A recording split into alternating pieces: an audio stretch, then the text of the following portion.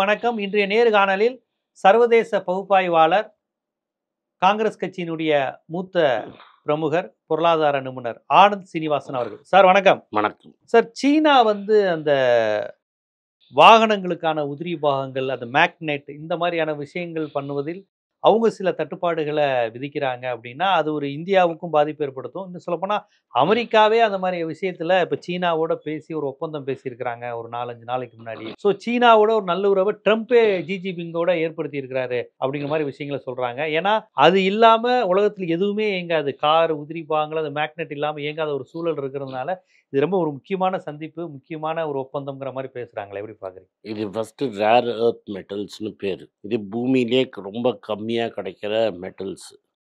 இந்த ரேர் எர்த்தை வச்சு மேக்னெட் சீனா பகுதியில் மட்டும் தான் கிடைக்குதா? இந்தியாலையும் இருக்குது, எல்லா ஊர்லேயும் இருக்குது. அவன் தான் முன் யோஜனையாக தோண்டிட்டான். நம்ம ஊர்லலாம் தோண்டலை. கார்மெண்ட் தோண்டுமா, ப்ரைவேட் தோண்டுமா, அது மாதிரி வச்சு இழுத்துட்டோம். அவன் சீனா கம்யூனிஸ்ட் நாடு, அங்க இந்த பிரச்சனை வரலையா? அதெல்லாம் கிடையாது, பேசவே கூடாது, எல்லாம் வந்து தான். இல்லைங்க, சீனா கம்யூனிஸ்ட் நாடுங்கிறப்ப இதை கவர்மெண்ட் எடுக்கணும், பிரைவேட் எடுக்கக்கூடாதுங்கிற உணர்வு நம்மளோட அதிகமாக குரல் கொடுப்பாங்களே. என்ன குரல் கொடுப்பாங்க? சம்பளத்தை ஒழுங்காக கொடுக்கறது கிடையாது. ஒரு ஊர்லேருந்து ஒரு ஊருக்கு போகிறதுக்கு கூட நீ நினச்சா டெல்லி போகலாம், நீ நினச்சா கன்னியாகுமரி போகலாம், அங்கெல்லாம் அப்படி போக முடியாது. ஒரு ஊர், ஆமாம், ஒரு ஊர்லேருந்து சொந்த நாட்டுக்குள்ளேயா? சொந்த நாட்டுக்குள்ளே போகிறதுக்கே பாஸ் போகணும் அந்த ஊரில். ஸோ அந்த ஊரில் அவன் தோண்டி எடுத்து வச்சிருக்கிறான். அதுதான் உலகத்தில் வந்து எல்லா electric cars, electric vehicles, 2 wheeler, 4 wheeler, 3 wheeler எல்லாம் பண்ணுறதுக்கு அது தேவை. அதை ஒழுங்காக தான் அவன் சப்ளை பண்ணிகிட்டு இருந்தான். டேரிஃப் போட்டானோ இல்லையோ ட்ரம்ப்பு, இவன் என்ன சொல்லிட்டான், உலகத்துக்கு யாருக்கும் நான் கொடுக்க மாட்டேன்ட்டான். ஸோ டெஸ்லாலேருந்து எல்லா வண்டிக்கும் ப்ராப்ளம். இது இந்த பஜாஜ் ஆட்டோஸ் இருக்குல்ல, அதோட ஓனர் இருக்கிறார்ல ராஜீவ் பஜாஜ், அவர் சொன்னார் 2 வருஷம் ஆகும் அது இல்லாமல் நாங்கள் ஸ்கூட்டர் பண்ணுறதுக்கு. ஸோ இது வரலைன்னா அடுத்த 2 வருஷத்துக்கு ஸ்கூட்டர் தயாரிப்புங்கிறது ப்ராப்ளமாக போயிடும். அதே தான் கார், 3 வீலர் எல்லாமே பாதிப்பாயிடும். நம்மளால் நினச்சா அதை கிரவுண்ட்லேருந்து எடுக்க முடியாது. என்னவாக இருந்தாலும் ஒரு 3-4 வருஷம் ஆகும். அதனால் இது சைனா இதை விடணும் அப்படின்னாங்க. சைனாவும் அமெரிக்காவும் போய் பேசிட்டு வந்ததில் அவன் என்ன சொன்னான்னா, நீ வந்து கொஞ்சம் கன்செஷன்லாம் கொடுத்தேன்னா இதில் கிரிப்பை நான் கொஞ்சம் ரிலாக்ஸ் பண்ணி விட்றேன், கொஞ்சம் வரும். ட்ரேட் ஃப்ரேம் ஒர்க்கு எப்படி பேசுறதுங்கிறதுக்கு ஒரு ஒப்பந்தம் போட்டுக்கிட்டு, யாரு இவர் ட்ரம்ப்பும் ட்ரம்ப்பு ஜி ஜின்பிங்கும் இல்லை, ட்ரம்ப்போட ஆளும் ஜி ஜின்பிங் ஆளும் பேசி 2 பேர்கிட்ட போய் ஒப்பந்தம் வாங்கி நாங்கள் உடனே பண்ணிவிடுவோம். நாங்கள் அதுக்குள்ளே இந்த இஸ்ரேல் ஈரான் வார் ஆரம்பிச்சிருச்சு. ஸோ ஒப்பந்தம் வாங்கினா கூட கொஞ்சம் கிரிப்பை ரிலீஸ் பண்ணுவானே தவிர ஃபுல்லாக ரிலீஸ் பண்ண மாட்டான். பட் அவன் இந்த எதுக்கு இதை பண்ணான்னா, நீ டேரிஃப்னு என்னை ஏமாத்தினா, நான் டேரிஃப் பேசாமையே உங்களை உலக பொருளாதாரத்தையே என்னால் ஸ்தம்பிக்க வைக்க முடியும் அப்படின்னு காட்டுற மாதிரி இதை நான் சோக் பண்ணிவிடுவேன். மற்ற ஊரில் போய் நீ ரெடி பண்ணிட்டு வரத்துக்கு டைம் ஆகுங்கிறதுக்கு சோக் பண்ணிட்டான். இந்தியாவுக்கு இது ஒரு 2-3 மாதமாகவே வரலை. நம்மளோட இந்த எலக்ட்ரிக் 2 வீலர் 4 வீலர்லாம் இது பெரிய ப்ராப்ளம் ஆகிடுச்சு. இங்கேன்னு அந்த 2 வீலர் 4 வீலர் 3 வீலர் பண்ணுறவங்கலாம் ஒரு டெலிகேஷனை போட்டு சைனாவுக்கு அமிச்சாங்க. சைனாவில் காமர்ஸ் மினிஸ்டர் பார்க்கணுன்னு சொல்லியிருக்கிறாங்க இவங்க. அந்த காமர்ஸ் மினிஸ்டர் இவங்களை ஒரு 10 நாள் பீஜிங்கில் உட்காத்தி வச்சுட்டு, உன்னை பார்க்க முடியாது போடான்ட்டான். நீ என்ன ஜுஜிபி ஒன்ட்டை பார்க்கணும் போடான்ட்டான். அப்போ தான் இந்த டாவோஸ் பக்கத்தில் சுவிட்சர்லாண்டில் மீட்டிங் முடிச்சுட்டு நம்ம பியூஷ் கோயல் ஊராக சுற்றிட்டு இருந்தார். நம்ம இவர் பியூஷ் கோயல். ஆமாம், இவர் காமர்ஸ் மினிஸ்டர். இவர் தானே இதெல்லாம் பண்ணணும். இவர் போய் பண்ணதில் இவர் போய் நேராக கேட்டிருக்காங்க, சார் நீங்கள் ஏதாவது சைனாட்ட பேசுங்க, எதாவது பண்ணி கொடுங்க, வாங்க சைனா போகலான்னு. இவர் ஒன்றா என்ன சொல்லிட்டா, என்னால் சீனாலாம் வர முடியாது, அதெல்லாம் உன் ப்ராப்ளம். நாங்கள் மெட்ராஸுக்கு டெல்லிக்கு போயிட்டு நான் டெல்லியில் உட்காந்து அவன்கிட்ட பேசுவேன் அப்படின்னு. ஆக மொத்தம் இந்தியாவுக்கு மட்டும் இல்லை, உலகத்துக்கு எங்கேயுமே இவங்க ரேர் எர்த் மெட்டல்ஸ் கொடுக்கலன்னா இந்த 2 வீலர் 4 வீலர் 3 வீலருக்கெலாம் அடுத்த 2 வருஷத்துக்கு ப்ராப்ளம் வரும். ஸோ எலக்ட்ரிக் பைக் வச்சுருக்கிறவங்க, எலக்ட்ரிக் கார் வச்சுருக்கவங்க எல்லாம், எலக்ட்ரிக் வெஹிக்கிள் கார் வச்சவனுக்கு ப்ராப்ளம் இல்லை, புது எலக்ட்ரிக் வெஹிக்கிள் கார் வர்றது கஷ்டம்.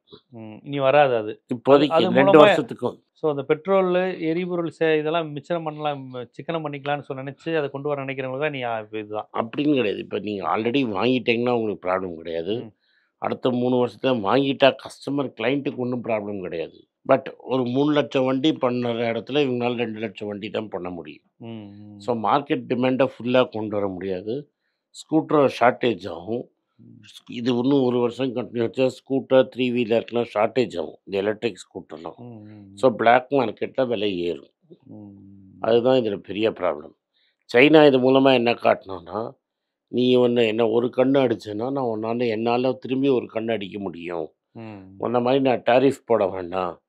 டாரிஃப் போடாமயே என்ட்ட இருக்கிற எக்ஸ்க்ளூசிவ் மெட்டீரியல் அமுக்கி கைய பிடிச்சு முறுக்கினாங்கன்னா, உலகத்துல இருக்கிறவன்லாம் என்ட்ட வந்து கெஞ்சுவான் அப்படிங்கிறத நிரூபணம் பண்ணிட்டாரு.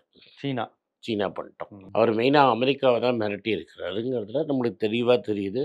அதனால தான் அமெரிக்கா இறங்கி பேசி ரேட்டெல்லாம் குறைக்கிறேன்னு இருக்கிறான். அவனும் பேசிட்டே இருக்கிறானே தவிர ரேட்டை குறைச்சதுக்கு பரவாயில்ல நீங்கள் ரேட்டு குறைச்சிட்டீங்க நம்ம பேசலாம்னு அவன் சொல்ல மாட்டேங்கிறான். நான் எங்களுக்கு சமரசம் ஆயிடுச்சுன்னு அமெரிக்கா சொல்கிறானே தவிர சீனா வாயை தொடர்ந்து சமரசம் ஆயிடுச்சு, இனிமேல் நான் எல்லாருக்கும் பேட்டரி கொடுப்பேன்னு அவன் சொல்லலை. இந்த ரேர் பர்த் மெட்டலை கொடுப்பேன்னு அவன் சொல்லலை. நம்ம ஆளுங்க போயிட்டு 2 வீலர் 3 வீலர் கார் பண்ணுறவெல்லாம் போயிட்டு மினிஸ்ட்ரியே பார்க்க முடியாமல் திரும்பி வந்தாங்க. அதுதான் உண்மை. நம்ம ஆட்கள் ட்ரம்ப்பும் ஜிஜிபிங்கும் சந்திச்சு பேசினாங்க தான் சொன்னாங்க. ட்ரம்ப்பும் ஜிஜிபிங்கும் சேர்க்கல. இவர் ட்ரம்ப்போட ஆட்களும் இவங்களோட ஆட்களும் சைனாவோட ஆட்களும் ஜியோட ஆட்களும் 2 முறை பேசி சந்திச்சிருக்கிறாங்க. இந்த சண்டே பேசுகிறதா இருந்தாங்க. இந்த சண்டே தான் பேசலை. ஏன்னா ஈரான் அண்ட் இஸ்ரேல் போர் ஒடிச்சிருச்சு. இப்போ இவங்க எல்லாரும் இந்த டாப் 7 கண்ட்ரீஸ் வந்து அமெரிக்காவில் கனடாவில் பேசிகிட்டு இருக்கிறாங்க. இங்கேன்னு பிரதமர் மோடியும் போயிருக்கிறாரு. என்ன பேசுகிறாங்கங்கிற செய்தி திரும்பி உண்மைதான் வரும். பட் இது கிளியராக வந்து அதில் அமெரிக்காவில் மூலமாக ட்ரம்ப்பு போயிருக்கிறாரு. ஷி ஜின்பிங் இது வரைக்கும் நான் போகமாட்டேன்னு சொல்லலை. போனார்னா 2 பேரும் சந்தித்து ஒருத்தர் பார்த்து கருத்து எக்ஸ்சேஞ்ச் பண்ணுறதுக்கு ஒரு நல்ல ஐடியாவாக இருக்கும். பட் இது என்ன யூஸ்? ஏன்னா ஒரு வாட்டி அவர் போய் அகமதாபாத்தில் ஊஞ்சல் ஆடி டோக்லாலாம் வாயில் ஊட்டினார். அதுக்கப்புறம் தான் கால்வானில் நம்ம ஆளுங்களை அடித்து கொண்டாங்க. இங்கே நம்ம ஊர் டிராஃபிக்கெல்லாம் நிறுத்தி இங்கேன்னு மகாபலிபுரம்ல 2 பேரும் கட்டிப்பிடி வைத்தியம் பண்ணாங்க. அதுக்கப்புறமும் நம்மளை ஒன்றும் பண்ணலை. அதனால் சிஜிபிங் சொல்கிறது ஒன்று, பண்ணுறது வேறு. நம்ம பிரதமர் சைனாவை பற்றி பேசுகிறதுக்கே பயப்படுறாரு. பாகிஸ்தானை விமர்சனம் பண்ணிடுவார். அது என்ன சின்ன ஆளுன்னா யார் வேணால் விமர்சனம் பண்ணலாம்ல. பட் அதில் வந்து 2019 இவங்க பாலாகோட்டில் குண்டு போட்டோடனே சைனாக்காரன் சொல்லிட்டான், பாகிஸ்தான் மேலே அடிச்சிங்கன்னா அது எங்கிட்ட அடிக்கிற மாதிரி, அதனால் நான் தடுத்து நிறுத்துவேன்னு. இந்த வாட்டி ஆப்ரேஷன் சிந்தூர் ஃபெயிலியர் ஆனதுக்கு மெயின் காரணமே வந்து சைனா தான். சைனா வந்து நம்ம வந்து ராஃபேலுக்கு எடுத்து போட்டி போடுறதுக்கு JE-17 பிளெயினை கொடுத்தான். அந்த பிளெயினை கொடுப்பான்னு நம்ம ஆளுங்களுக்கு நம்பிக்கை இல்லை. அதோட சேர்த்து அது மேலே உட்காத்துறதுக்கு மிசைல் கொடுத்தான். அந்த மிசைல் பேர் BVR missile, beyond visual range. உங்கள் கண்ணுக்கு தெரியாத தூரத்துலேருந்து உங்களோட ரேடாருக்கு தெரியாத தூரத்துலேருந்து அதை ஃபயர் பண்ணி உங்கள் வண்டியை அடிச்சிருவான். அந்த வச்சு தான் நம்மளோட இதை அடித்தாங்க, நம்மளோட பிளெயினை. நம்ம முதல்ல பிளெயினே விழலைன்னு சொன்னோம். அப்புறம் பிளெயின் விழுந்ததுன்னோம். எவ்வளோ பிளெயின் விழுந்தது முக்கியம் இல்லைன்னோம். சைனாக்காரன் 4 பிளெயின் விழுந்துடுச்சுங்கிறான். அதெல்லாம் முக்கியம் இல்லை. இன்றைக்கி அவன்கிட்ட பிளெயின் இருக்குது, மிசைல் இருக்குது. டெஸ்ட் பண்ணுறதுக்கு நம்மளே ஒரு வாய்ப்பையும் ரெடி பண்ணி கொடுத்துட்டோம். அவன்கிட்ட ரேர் எர்த் மெட்டல்ஸும் இருக்குது. உலகம் சைனா கொடுக்க வேண்டியது ரொம்ப கம்மி. சைனா தான் உலகத்துக்கு சப்ளை பண்ணணும். அதனால் இந்த மேட்ச்சில் சைனாவோட பொசிஷன் இன்னும் ஸ்ட்ராங் ஆகிடுச்சு. ஏன்னா இஸ்ரேல் வந்து சைனாவோட க்ளோஸ் கிடையாது. ஆனால் ஈரான் ஆதரிக்க வச்சுருவாங்க. அதுதான் ராகுல் காந்தி சொன்னார் பார்லிமெண்ட்டில், நம்ம எதிரிகளையும் ஃப்ரெண்ட்ஸையும் நீங்கள் ரஷ்யாவோட கைக்குள்ளே தள்ளுறீங்க. இப்போ இந்தியாவால் வந்து தைரியமாக நான் குண்டு தரேன், ட்ரோன் தரேன்னு ஈரான்கிட்ட சொல்ல முடியாது. ஆனால் சோவியத் யூனியனும் சைனாவும் நேரடியாகவே சொல்லுவாங்க, நாங்கள் குண்டு தரோம், ட்ரோன் தரோம், பிளெயின் தரோன்னு சொல்லுவாங்க. உதவி பண்ணுவாங்க ஈரானுக்கு. ஆக்சுவலி வந்து சிவிலைசேஷனல் ஃப்ரெண்டு. தட் இஸ் ஆயிரக்கணக்கு வரவு நம்மளுக்கு வந்துச்சு இவங்களோட தான், ஈரானோட தான். ஈரானோட ஷா வந்து நம்மளை என்றைக்கும் சப்போர்ட் பண்ணியிருக்காங்க. நியாயத்துக்கும் தர்மத்துக்கும் கட்டுப்பட்டு நம்ம தான் ஈரானை சப்போர்ட் பண்ணோம். ஆனால் அதுக்கு நம்மளுக்கு தைரியம் கிடையாது. நம்ம ஆனா ஈரானுக்கு எதிராகவும் இல்லை, ஓரளவு நடுநிலை வைக்கிறோம், அப்படியே அமைதியா இருந்துருவாங்க இந்தியா. அப்படி அமைதியெல்லாம் இருக்க முடியாது இல்லை. இதே மாதிரி 2003 சாங்ஷன் வந்தபோது நிஜமாவே டீடாலரைசேஷனுக்குன்னு வந்து கல்கட்டாவில் இருக்கிற யூகோ பேங்க்கில் ஈரான் அக்கௌண்ட் திறக்க வச்சு ஈரான்கிட்டேருந்து ரூபாய்க்கு எண்ணெயை வாங்கி அந்த ரூபாயை இந்தியன் கம்பெனிகள் பல கன்ஸ்ட்ரக்ஷன் சைட்டு அதுக்கெல்லாம் யூஸ் பண்ணி ப்ராப்ளமை சால்வ் பண்ணோம். இன்றைக்கி நீங்கள் தைரியமாக ஈரான்கிட்டேருந்து ப்ரைவேட் செக்டருக்கு தான் கச்சா எண்ணெய் வாங்குறீங்களே தவிர அந்த விலை இறங்கின அந்த பெனிஃபிட்டை மக்களுக்கு கொடுக்கலங்கிறது தான் குற்றச்சாட்டு. உங்கள் நண்பர்களுக்கு நீங்கள் ஹெல்ப் பண்ணுறீங்களே தவிர மக்களுக்கு ஹெல்ப் பண்ணல. அதே ஆனால் மன்மோகன் சிங் கம்மியாக விலை ஆயிலை வாங்கி யூகோ பேங்க் மூலமாக கொடுத்து விலையை குறைச்சி ப்ரெஷரை குறைச்சார். ஸோ இப்போ இந்த நேரத்தில் சீனா வந்து ஒரு பக்கம் பொருளாதாரத்தில் அவன் கை ஓங்குது, அவன் கை நல்லா ஸ்ட்ராங்காக இருக்குது. அமெரிக்காவே மிரட்டுது. அமெரிக்காவால் இது வரைக்கும் பண்ணது ஒன்றும் பெருசாக பலிக்கலை. இதுக்கு மேலே லாங் டேர்மில் பலிக்குமா இருக்கும். பட் லார்ட் கீன்ஸுங்கிற மேதை சொன்ன மாதிரி in the long run we are all dead. அவன் தாக்கு பிடிப்பான். அவ்வளோ தூரம் தாக்கு பிடிக்க முடியுமா நம்மளால்? ஏன்னா அந்த ஊர் வந்து ஒரு ஜனநாயகம் இல்லை. அமெரிக்கா ஒரு ஜனநாயகம், இந்தியா ஒரு ஜனநாயகம். ஒரு 4 வருஷத்துக்கு ஒரு வாட்டி எலெக்ஷன் வரணும். ஆமாம், அவன் இழுத்து பிடிச்சானா அமெரிக்காவை தோக்கடிக்கிறதுன்னு ஒரு 3-4 வருஷம் பிடிச்சானா எல்லா உலகத்தில் இருக்கிற எல்லா ஊர்லேயும் ப்ரெஷர் வரும். ஸோ சீனாங்கிறது அடுத்து ஒரு முக்கியமான ஏகாதிபத்திய நாடாக உருவாக்கிட்டு இருக்கு, டெஃபினட்டாக இப்போ உருவாக்கிட்டு இருக்குது. கண்டிப்பாக சீன அரசியல், சீனாவின் கையில் இருக்கக்கூடிய பொருளாதாரம் அது எந்த வகையில் மேற்கத்திய நாடுகளையும் இந்தியா மாதிரியான ஆசிய நாடுகளையும் மிரட்டுகின்ற இடத்தில் அது போய்கிட்டு இருக்கு. இந்த மாதிரி நேரத்தில் போர், அதில் இந்தியாவுடைய நிலைப்பாடு, இதெல்லாம் எந்த மாதிரியான தாக்கத்தை ஏற்படுத்துங்கிறத ரொம்ப விரிவாக உங்களுடைய வரலாற்று மற்றும் அரசியல் பார்வை புரிதல்களில் இருந்து நம்ம மக்களுக்கு எடுத்து வச்சிங்க. மிக்க நன்றி. நன்றி, வணக்கம்.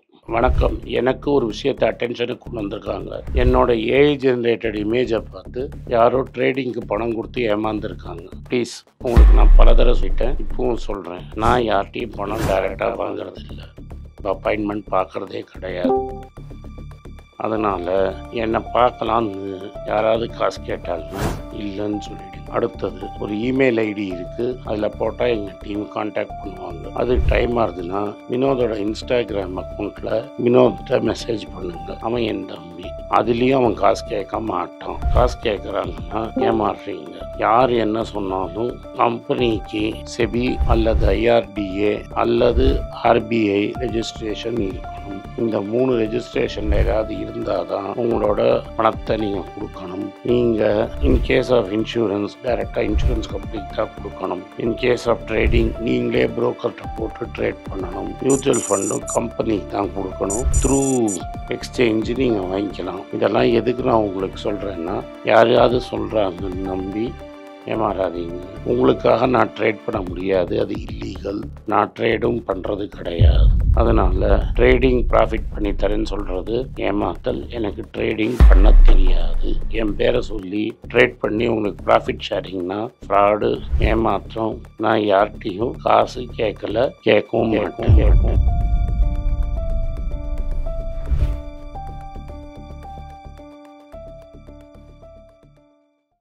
வணக்கம். இது ஆனந்த் ஸ்ரீனிவாசன். இது என்னோட பர்சனல் சேனல்.